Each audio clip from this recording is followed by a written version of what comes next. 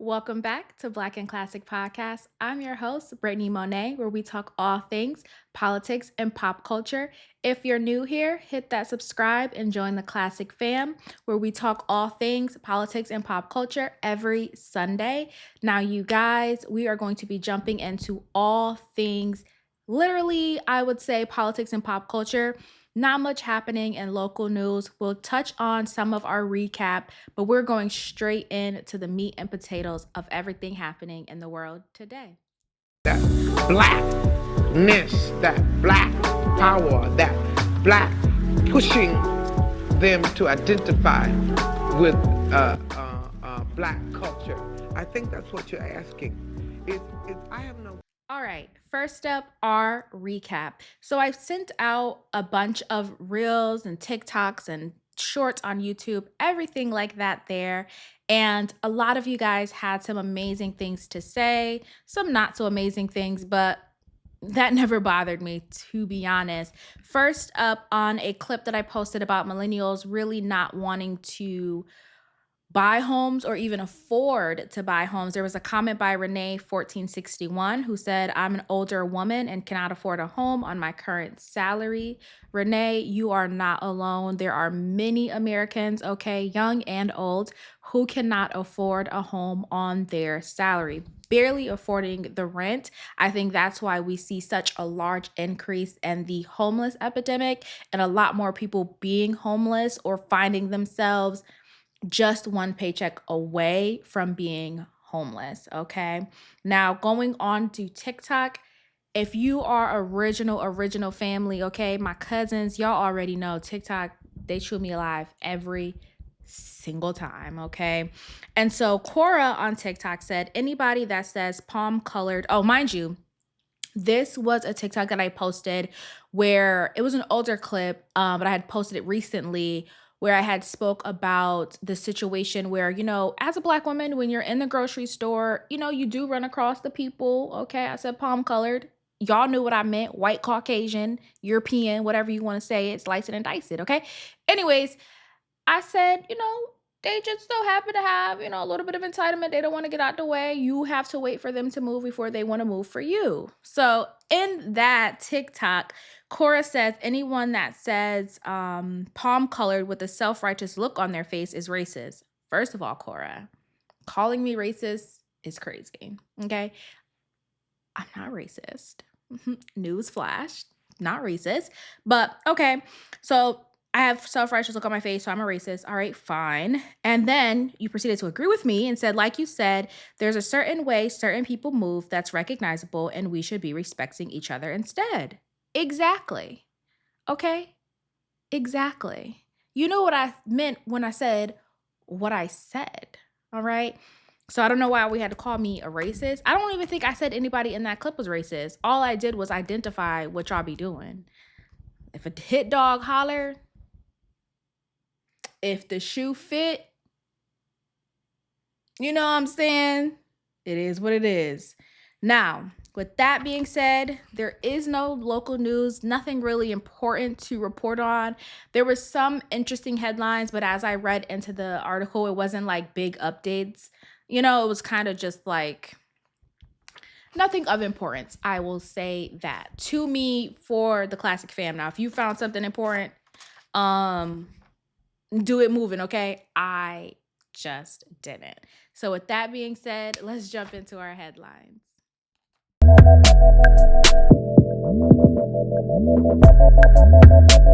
First up, this one was very, very interesting to me. I think I mentioned it on the last episode. I said I might do a separate video. Honestly, as I read into it, I didn't feel like it needed a separate video. At the beginning, I thought it would, but it was very obvious once I looked into it what was going on. So this is going to be a little breakdown of Marjorie Taylor and her resignation and her separation from the Trump administration. Now, according to NPR, Marjorie Taylor Greene had become a household name around the 2020 election because, of course, she was very vocal, huge Trump supporter, And, she just kind of said wild things on the internet, as did a lot of people. I kind of think that's also how we got familiar with Candace Owens and her huge support for Trump, and then her like anti BLM thing and all of that situation. So I kind of lump her in with those type of political figures, although she did go off to be a congresswoman, okay?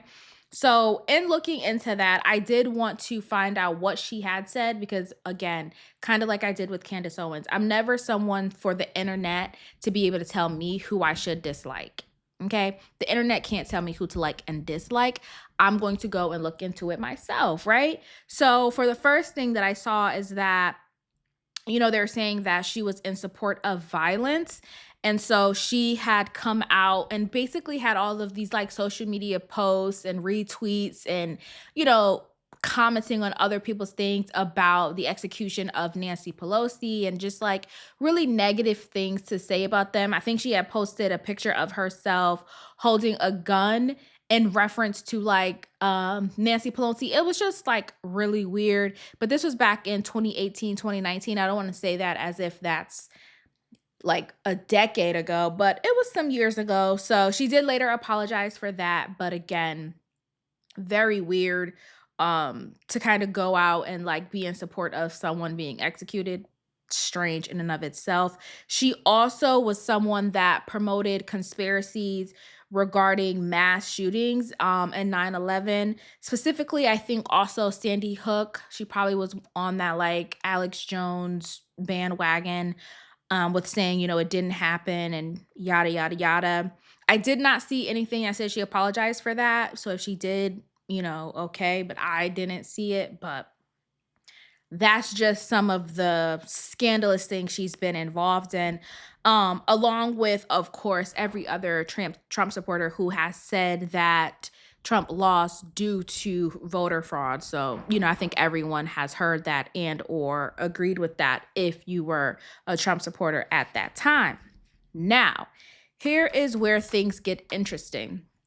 So, because of the Epstein files, right? She had come out as one of the many Republicans who basically was like agreeing with releasing the files, right? She was like, we need these files to be released. You guys need to come out and let us know what's in the files.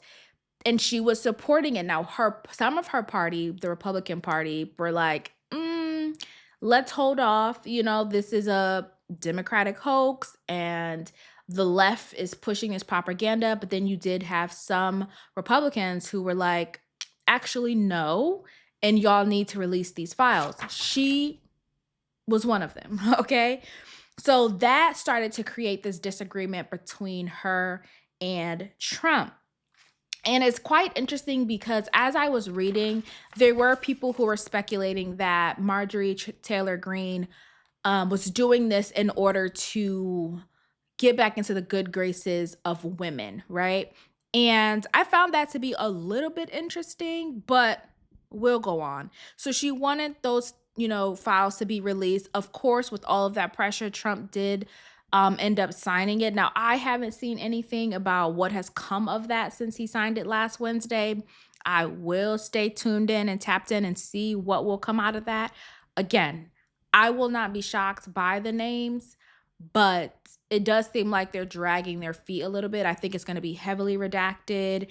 I think they're going to give us a little bit of names to ensure that it shuts us up, but I don't think we're going to get much from it. Now, Marjorie's thing was, I wanted to support victims, right? So she did a press conference. I believe it was last week or early this week. She did a press conference where she had the victims behind her and supporting her to say like, release these files, don't heavily redact it and things like that. She even went on to The View, and when she went on to The View, she had stated like, nothing about me has changed, which, by the way, her going on to The View is even more interesting because, again, think of who watches The View, think of who their major like demographic is. We also know how The View and people on The View have felt about Trump. So it was just an interesting choice of where to go and who to sit down with this falling out with the Trump administration. Now, what I do want to do is insert a clip real quick because this is initially what made me want to talk about this. Because again, Trump just says, he just says what he wants. So play the clip. Those are the types of words used that can radicalize people against me. Her life is in danger? Who's that? Marjorie Taylor Greene, she says. Marjorie Trader Greene. I don't think her life is in danger. Frankly, I don't think anybody cares about her. Now, as we saw in that clip, Trump calls her Marjorie Trader Greene. I really wish I could do the Trump voice because it's so funny to me when people impersonate him. I don't know. It just cracks me up because he has such a distinct voice.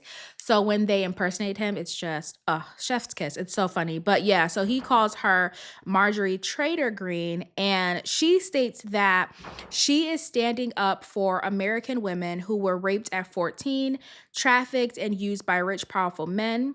And this should not be the result in her being called a traitor and threatened by the president of the United States, whom she fought for. Now, I agree with that, right? Like, there's nothing really in that to disagree with. However, like I stated before, Trump is losing his core base. He's losing them. And when I said that before, there are a lot of people, especially on TikTok, okay, in the comments saying I didn't know what I was talking about. I'm a Democratic leftist who is a nut and like doesn't understand anything. And I'm like, are you sure? Because I see the people who supported him heavily disagreeing with him. And it's just like one after another after another. You know what I mean? And the more I see them fall like dominoes, the more I believe he's losing his core base, you know? And until you acknowledge that and you say, hey, the guy that we voted for quite literally is doing nothing that he said, then and only then, right, can we start to see something different from Trump. But I think as long as there's those few people who are diehard Trumpers and refuse to acknowledge the things that he's not doing, then he's just going to continue to be a puppet for the other guy. Again, I'm trying to avoid all topics regarding him. But yeah, so he stated that there were other things that Marjorie did come out and disagree with. I'm going to be putting up some of her tweets as I go through them. She did call the war in Gaza a genocide. You know, she did speak about October 7th, saying that it was something that was very tragic. However, she did say that there is a genocide going on in Gaza, especially a lot of people reference the children, right? Women and children, okay? So she did come out and disagree with him on that, which to me, I feel like that is the biggest no-no. I feel as though Trump could get over the Epstein thing, you know, and understand like, okay, she's doing a political move. But when you start messing with Israel and going against what is supposed to be that kumbaya type of relationship with the Trump administration and Israel, I feel like right then and there, you lose them. You know, you lose them. It doesn't really matter what else happens. You lose them. The second thing is that she criticizes Trump's decision to bomb an Iranian nuclear facility. So I think we did speak about that too a few episodes ago. And then the third thing that popped up was that she tweeted about the which we did speak about last week, the Affordable Care Act. She spoke about how she wasn't really into politics. She had nothing to do with the Obama administration and them putting the Affordable Care Act into place. She wasn't a congresswoman at the time, yada, yada, yada. But what she did ended up with saying is that her adult children, which honestly, for a white woman, she looks good for her age, because I wouldn't think that she has adult children unless she means adult like 18, 19. But I didn't really look into their ages. But she said her adult children, their health care insurance would double. Like they essentially could not afford it if these subsidies and things like that go away, then their insurance doubles. They can't afford it and everything of like that. So she was saying like he needs to intervene. Something needs to take place because, Americans, this isn't fair for us. This isn't fair for them. And let me tell you something, okay? I'm gonna stop right there and let's just jump into what I think. Here's the thing, okay? Marjorie, everyone loves to support the bad guy, right? Everyone loves to be on that side until it starts to hit home. Soon as it hits home, now we're ready to change our story, okay? Now we're ready to look at it a little bit differently because when it was affecting them, oh, it didn't matter. We had no care in the world. But when it affects home, when it affects you personally and directly, now you're ready to jump ship. And that's very, very interesting. Okay, now as someone who I was down for Trump over Kamala, I was. I mean, if you listen to any of my episodes, you will know that. Like, there was just no secret in that. However, what I wanted to see did happen. I hate that I felt like this was a social experiment, but it kind of was to me in a way. You guys let me know what you think, but what I felt like would happen would happen. I felt like a lot of people put a lot of trust in that man. Oh, they put a lot of trust in that man. And he proved to be nothing that they trusted. I mean, everyone got served it in the worst way, right? One of the biggest people I think about who I adore, Candace Owens. You see what I'm saying? She lost her job. Hello. Her best friend was shot and killed, assassinated rather.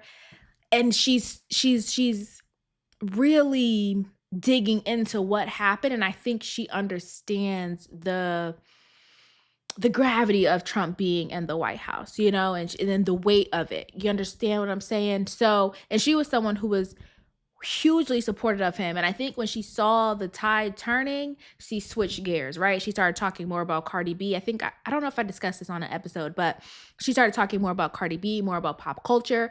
People were saying, Candace, you're not focusing on politics. You're not focused. She got a lot of criticism for that.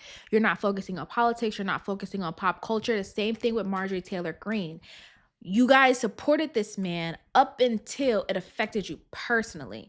Meanwhile, everyone else is screaming and yelling, the man's an idiot. He doesn't know what he's doing. He's this, he's that. He shouldn't be president. He's terrible for this and he's terrible for that. But you still stood behind him and you still, encouraged him and supported him and promoted him and all of these different things. And now that it's hitting home, all of a sudden we want to back down and we want to step away. All of a sudden, it's still like how she had tweeted, it's still America first. But is it really? I think you guys fell in love with his ideals, but didn't realize who he was, and I hope, if anything, right? Because I do believe that we'll see ourselves through this Trump administration. I wholeheartedly believe that. I wholeheartedly believe the way in which he shocked the people who supported him most, the way that and I want to say really the party, the way that they really, flipped on people. I think it woke people up in a way that, to me, as a novice, a newbie in this political world and understanding, he really shocked them and woke them up in a way that they never thought about. And I think now they're going to be a little more open-minded, and a little more critical when it comes to presidents, right? It's not going to be a thing where it's like, you say all the good rah, rah, rah. It sounds great. You sell us on a slogan, and now we're diehard supporters. No, I think now it's going to be a time where people are like, you need to show and prove, okay? And I think, Trump changing so much and changing on his base is really affecting him. I don't even feel like, to me personally, y'all know my nose always runs. I don't feel like the man even lives on a Make America Great Again, because every time he does, then someone brings up Israel, And so I think I think it's just a struggle and what he wants to do, but I also feel like this isn't the first nor the last time that we're going to see someone who is such a big Trump supporter fall out from his administration. He blatantly calls people a traitor, he was saying in the clip, he was like, who would even care to want to kill you? Like, the way that he just talks about the people who supported him most is crazy. So to me, I think it was worth it. I think, him being there in the White House is waking people up to realize that in the future, we shouldn't just be so easily sold on a red hat and an idea. We need to be sold on show and prove, okay? Show and prove that you mean what you say and you're going to do what you say. Even if you can't do it totally and you might have some some hiccups here and there, but like overall, be about what you said you're gonna do. You understand what I'm saying? And I just don't think that's what he's doing. Like right now, the biggest thing is affordability. I just feel like across the board. And I don't know. Parts of me thinks he's missing that. Like he's still missing that. But it is what it is. All I say is, Marjorie girl, you are not going to be the last one to resign and to get the fuck out of Dodge, okay? Save yourself while you can. Save what is left of your political career. Go back to, I believe, it's Georgia, right? Go back to Georgia. Get the people back on board with you and live out your political life, okay? Because everyone pretty soon is going to start jumping ship from him. I think we got 2 more years left of this man. So we'll see how the 2 years, we just got to ride this out. But I definitely think come the next election, we are going to see a whole different America. Mark my words. Now, our next topic, we're going to jump into Trump vows to permanently pause migration from poor nations in a social media tirade that he went on Truth Social.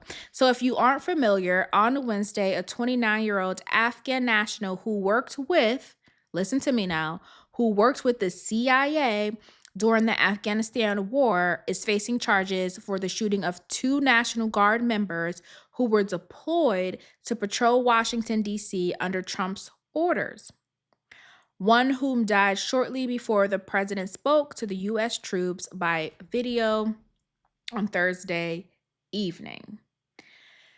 Now, before I get into this and all that this encompasses, the first thing that struck me when I was reading this is it's hard for me not to believe that Americans aren't used as casualty of war.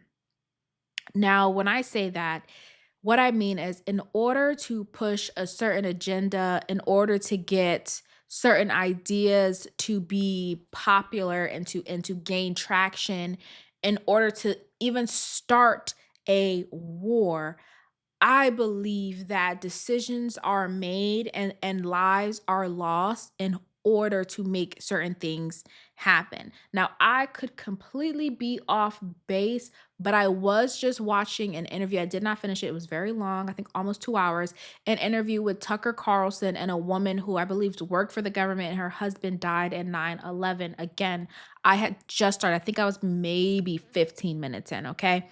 I did not get fully into the interview, but I will, finish it.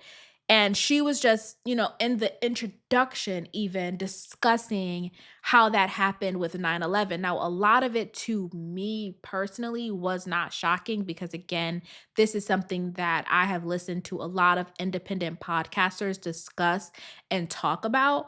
So that's why when I read this, and then as I continued to go through and do the research on this, I was like, oh.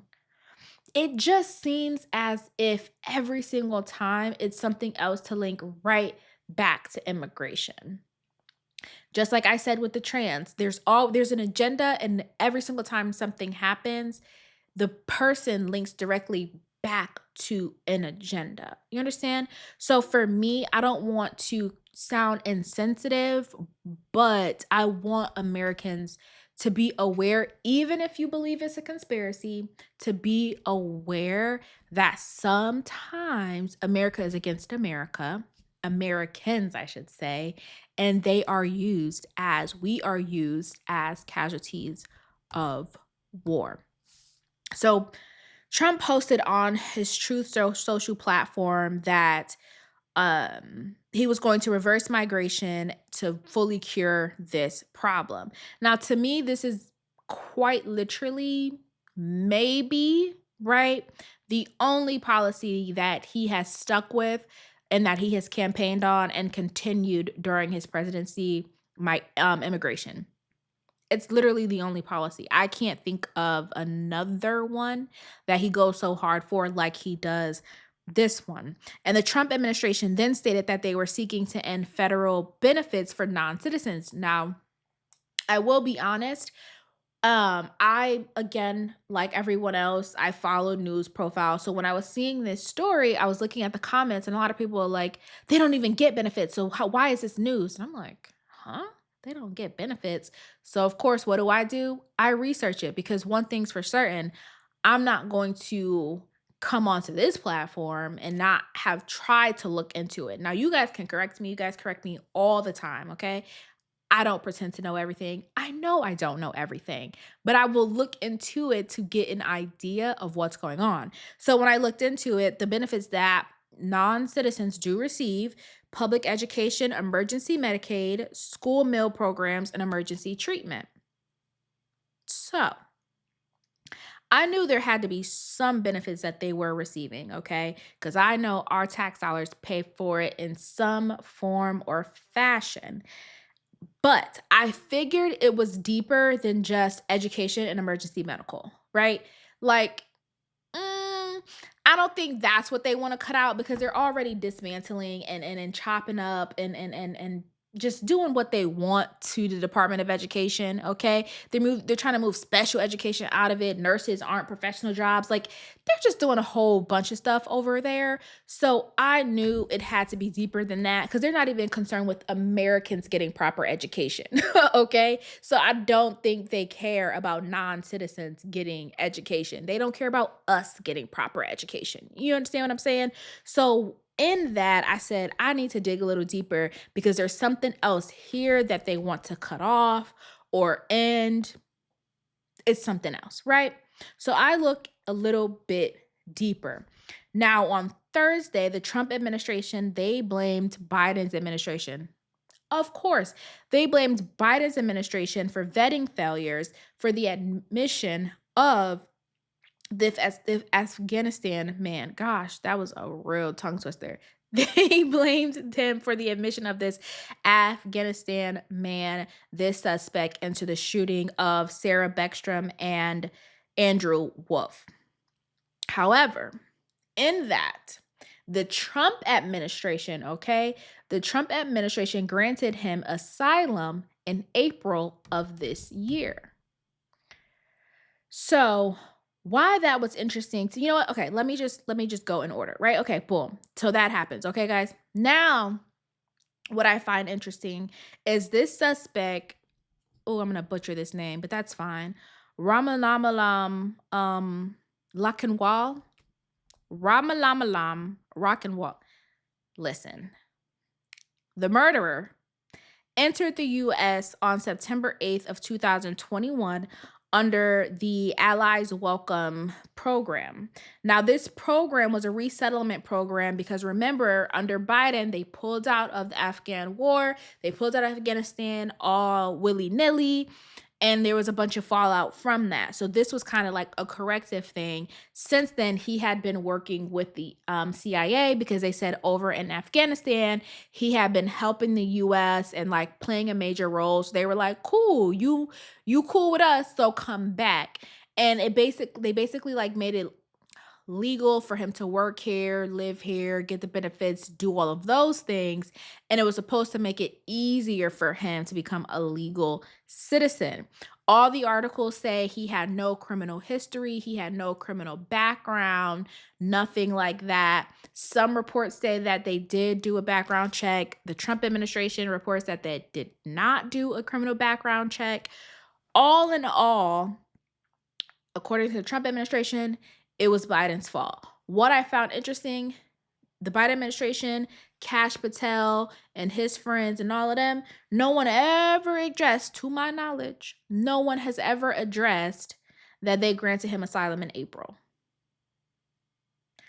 Do with that what you will.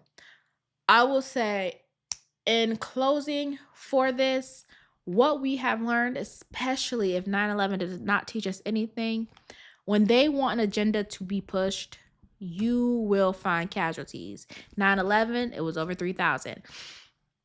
For this, it was these two. I think they wanted to get rid of this program, and the only way to do that was to make two people a martyr and say, look what this guy did. He might have even been in on it. You know what I'm saying? I don't put nothing past him.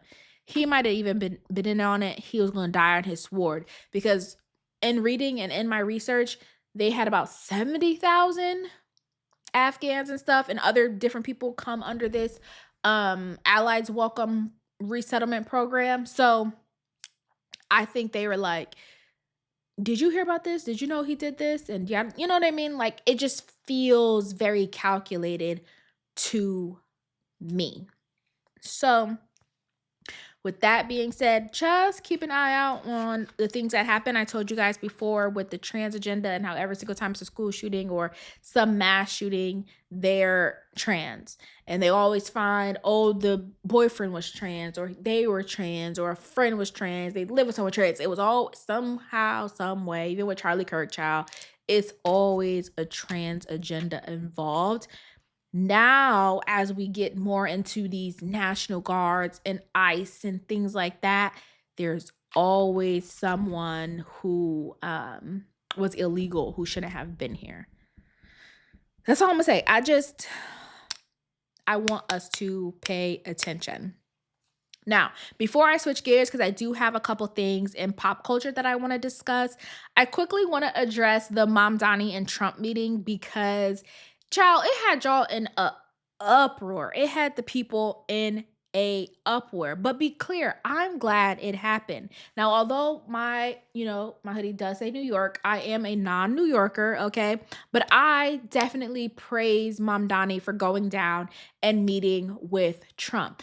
I praise him because it's like, instead of running away from your opposition, run to your opposition, front them. You know what I mean? Like, be sure to be like, okay, look, you did all that talking, but here I am in your face. Like, let's discuss something, you know? And I applaud him for that. To me, that felt like a very New York thing to do. Like, no, I'm gonna run down on you and see about it, you know? It felt like a very New York move to me. Now, their bases weren't so happy, okay? Trump's base was not happy. Mamdani, his base, they were not happy. And I don't too much understand that, because again, I feel as though, well, for Trump's base, I totally understand. Not gonna lie to you, I really get it. But for Mamdani's, I'm like, y'all should be happy that, you know what I mean? He's doing the things that he needs to do in order to make things happen, because you cannot think that he can get anything done in New York City without Trump's not, I don't want to say support, but without having that open line of communication. It's just not going to happen. You have all of the billionaires and all of the, multimillionaires, real estate investors and all of these different people who live in New York, who have worked with Trump, who probably still work with Trump in some form or fashion, right? Whether it's his sons, his daughters, or whoever, because again, Trump was a real estate man, So, and then you're talking about rent freezes from Mamdani and, all these different things, and restoring New York and making it affordable. They have to have some line of communication. Again, cities, they get federal funding, all of that. Like, you have to have some communication with Trump. And I just think this is the best way to get that line of communication open. Did it shock you guys? Yes. Did it piss a lot of people off? Yes. But I definitely think it was necessary. Okay. And for Mamdani, one thing that I did make note of is it's necessary to play nice until you have to play dirty, right? Like, I'll play nice now. I'll smile, shake your hand, say all the good pleasantries until I have to play dirty, but I'll play nice for now. And I just think that's what he did. I don't think it's really much to it. It's not like, Trump is sitting down with Bibi Netanyahu, no one gets up in arms about that. There's not articles about that, right? We just the media just glosses over that. Right. Anyways, and switching gears, let's discuss some things happening in pop culture. First up, we got to talk about it, okay? Diddy reportedly organized Thanksgiving surprise for fellow incarcerated individuals at Fort Dix. Of course, Diddy is in there serving his 50-month sentence. And Fort Dix is it's a low security federal prison in New Jersey. And when I first heard about this, I could not for the life of me understand, okay? First, if you don't know, I'm a huge Joe Budden podcast fan. I was listening to them and I couldn't understand for the life of me. I'm like, how in the world? How in the world is this man spending all this money and feeding all these people? Like, I couldn't understand. So first they told us about the lunch menu, right? The lunch menu, it was turkey roast and veggie cornbread stuffing, baked potatoes, mashed potatoes, corn, chicken gravy, bread, fruit, dessert, right? And I'm like, how is he getting all that done? Then as you go on, it says there's no there's no stove, no utensils. I'm like, okay, hold on. Something's getting very confusing.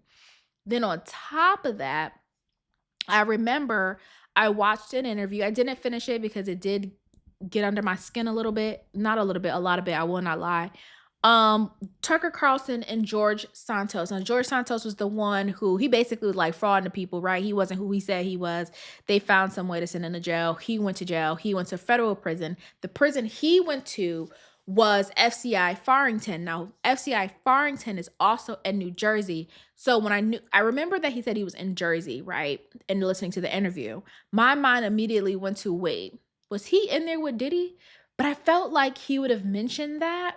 So I had to do my research. There's 2 federal prisons. It says in Jersey. Now listen, I ain't a jailbird, so if that's wrong, then okay, correct me. But it says it's 2, Fort Dix and Farrington. So Diddy's in Fort Dix, which is the low security prison, and George Santos was in Farrington, which is a medium level security federal prison.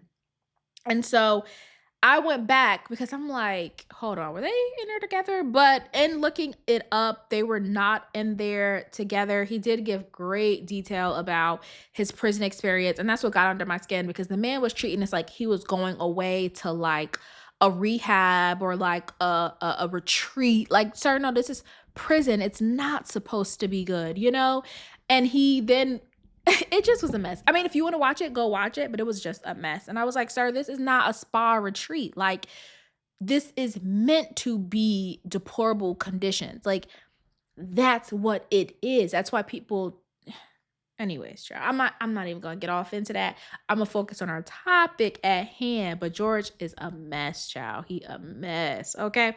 So, like I was originally saying, Diddy did this thing and I wanted to understand it. So I'm reading different articles. Because I have to get an article. And every time I read an article, it'd be like page 6 reported, go to page 6, TMZ reported. So I'm just like bouncing all around, you guys, really trying to understand. Okay. Then I think it was a TMZ article that finally connected all the dots. Okay. He did not, when they said feed 1,000 people, he did not feed them the turkey roast, the veggie cornbread stuffing, the baked potatoes, the mashed potatoes, and all of these things. Diddy did not do that. Diddy worked with an internal group. Follow me. Diddy worked with an internal group called Bankroll Bosses. And working with this group, they all bought and distributed food from the commissary, okay, for about 200 people in each of the housing units, right? So B.I., who was a former gang member, helped organize the initiative. I'm gonna say that one more time. BI, who was a former gang leader, helped organize the initiative. So I I'm not gonna lie to you guys. I fell out laughing. I can't I cannot lie to you guys. I fell out laughing because even behind bars, Diddy has an immaculate PR team. Do you understand me? An immaculate PR team. Because whoever went and sent this over to TMZ, oh, they made sure to hit all the good words, okay? An internal group, baby, that's a gang. You ain't gotta play me like I said. I know jailbird, baby. I never been to prison. But I know enough to understand that there are cliques, there are gangs in a prison. They even got a name. They call themselves bankroll bosses. They have a name. So what you're not gonna do is use all these cute and fancy words and think I'm not gonna be able to put two and two together. Don't do that, okay? Diddy linked up with people, the bankroll bosses. They gonna protect him. They gonna look out for him. They said, look, this is what we do. Okay? Put your money up, pony your money up. This is all speculation. This is all speculation. Pony your money up. Pony your money up and let's make this happen. With your money, we could even touch more people. Diddy did what he had to do, gave him his money. And now it made sense why there were no, what did they say? No stoves and utensils or whatever. Now all of that makes sense because if you ever saw anybody, especially on TikTok, okay, they love to show you how they're making their burritos and their cakes and all this other stuff in their jail cell and what they got to do and how they got to do it, what got to be crushed with what. And people get out on the outside, okay, on the outside of the penitentiary walls, and they want to tell us how they do it. And now people are over here trying to make prison food, baby. I'm cool, okay? So I understand that. But what struck me was the PR of it all. Then they said BI, a former gang member, helped organize the initiative. Initiative? That's what we're going to call it? A. Okay. Oh, that's right. No stove or microwave. And they had to use their ID cards to cut things up. Baby, anybody who got a little bit of knowledge understands how it works in prison, okay? What they got to, what the women have to do, I should say, to get makeup and lipstick and how they got to do this and that to just do all of the things because they don't have every luxury, obviously, George Santos, that we have on, the outside world. So to me, this gave nothing but a PR stunt. Every single one says Diddy fed 1,000 inmates Thanksgiving dinner and all sort of stuff. Child, they was around there rolling up, Doritos in a plastic bag. Like, enough. And I'm not saying like it's not a good thing. Please don't mistake me and act like this is not a good thing. I understand. But what I am saying, even behind them bars, behind them walls, on that camp-like compound, Diddy's team is working overtime. I'm so excited to see what he's going to do for Christmas. For Christmas, I know he's going to up it, because this initiative went off without a hitch. This initiative was so powerful. It fed over 1,000 inmates, So by Christmas, oh, he's going to turn it up. He's going to turn it up a notch. And I can't wait. Before I get off the Diddy topic, what I did want to mention is that Diddy's documentary, executive produced by 50 Cent, he did follow through. That 50 Cent, that is, he did follow through. He is putting out this documentary. I do believe, if I'm not mistaken, it's coming out next Tuesday on Netflix. So I don't know. I might do like a live stream, react to it. I don't know how I feel right now. But if I do, I will let you guys know. But yeah, that is happening. And I can't wait to see how 50 as the EP approaches that. So that'll be interesting. So, our last topic that I wanted to discuss, I had been seeing this name floating around on social media and I didn't know who it was. And I just kept seeing little like tidbits, but nothing full and interesting. So I was like, you know what? I have to get into this. Okay. I got me get me a piece of this information. All right. So the reward has been raised for the 10 most wanted fugitive Ryan Whedon. Now, if you don't know who Ryan is, I got you. I took notes. Okay. Because I had to know recently Ryan's car was confiscated and it was like one of the rarest Mercedes in, I think it was one of 6 ever created and he had one and it was just this whole big old thing and they, seized it and yada yada yada and I said, "Okay, I really have to find out who this man is." So the United States has raised the reward for the Canadian alleged narcotics trafficker Ryan Whedon to 15 million. Now Ryan is most notably known as being a snowboarder who represented Canada in the 2002 Winter Olympics. Now to me, baby, that's what 23 years ago. We got to start running with that headline, because at some point he just wasn't that anymore and here we are. In them 23 years, the man has made it now to the most wanted trafficker. Like he's a kingpin, So like leading with the line that he's some Olympic snowboarder. No, he's not. That was of yesteryear. Now we have to be into who he is today. There are additional rewards offered for information leading to the arrest of unknown assassins who murdered a potential witness in Medellin. And what's interesting about this, mind you, I'm so big on true crime, y'all. I'm so big on true crime. That's probably why I'm so stuck on this story. Drug dealers and true crime, push them together. You got me, okay? You got me. I'm interested. I think I watched like Narcos and like The Irishman. I did watch a documentary, you guys. I can't remember where it was. It could have been Netflix. Y'all can Google it. But it was basically about the drug dealing in Canada.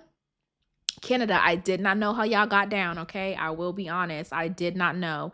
And the mob history in Canada, I did not know how y'all got down. So if you're interested in that, just Google it, okay? You'll find it. But very interesting. So another Canadian, I don't know. All I'm saying is I think we underestimate what be going down in Canada. So anyways, a witness was murdered. He had 5 headshots. That's all they reported. 5 headshots. To me, I don't know. 5 headshots seems very, very specific, okay? It kind of feels like, if we're speculating, it feels like maybe this one witness was one out of a group of 5 that worked together and he hit, allegedly a hit was put out, but he got hit 5 times. And it's kind of like, I could get any of y'all, you know what I mean? Take this as a warning that if you want to follow behind him, you also could get got. That's just what it felt like to me. I'm theorizing and I'm speculating, okay? Now, the US and Canada, they're putting him up there with Joaquin Guzman and also Pablo Escobar. I don't know.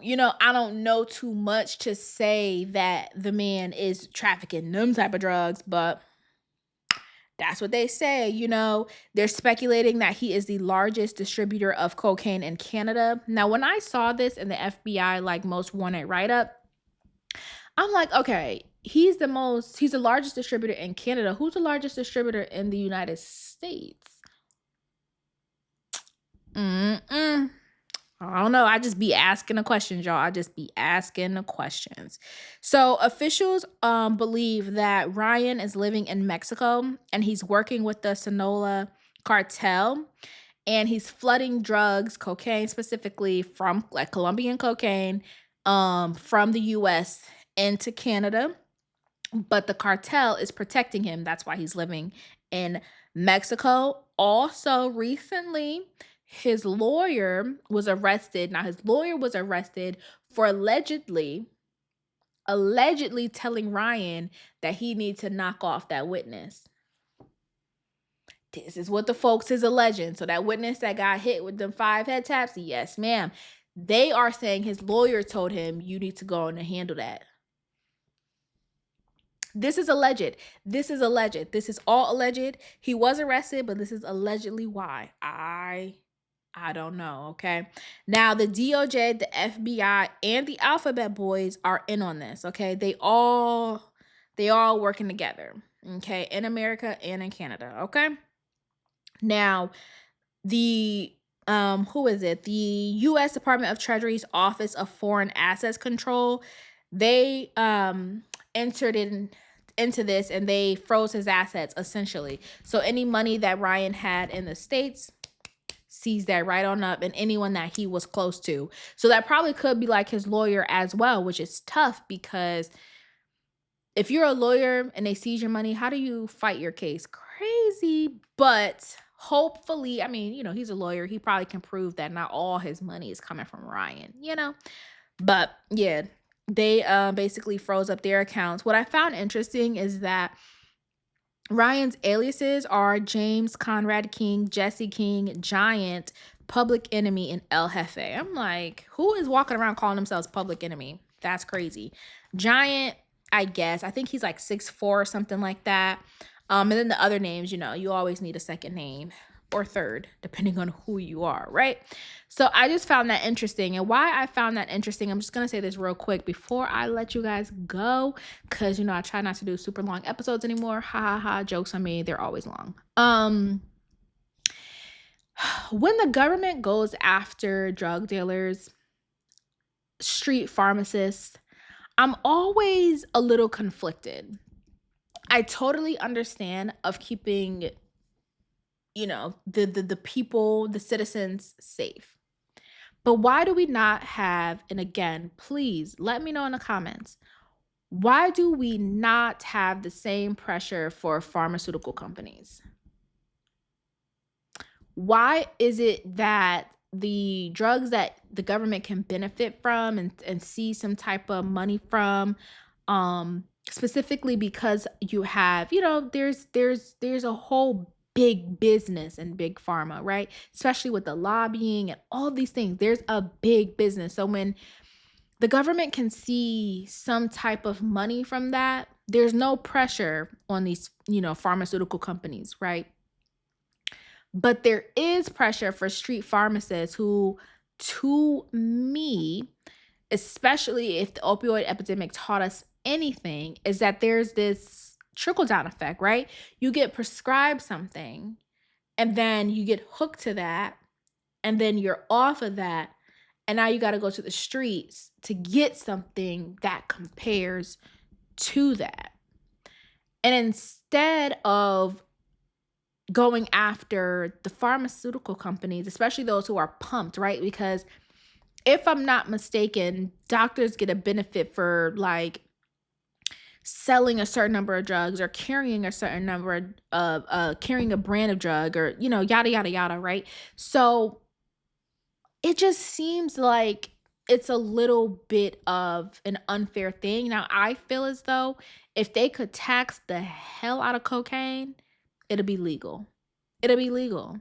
I don't believe in no way, form, or fashion they're worried about the health of an American. They can't be. They can't be. Because if you look at our fast food, the food, they were even trying to defund and cut funding for the FDA and all this. Listen, they cannot be concerned about the health of an American. They cannot be. There's absolutely no way, because there's a whole bunch of shit they could be focused on.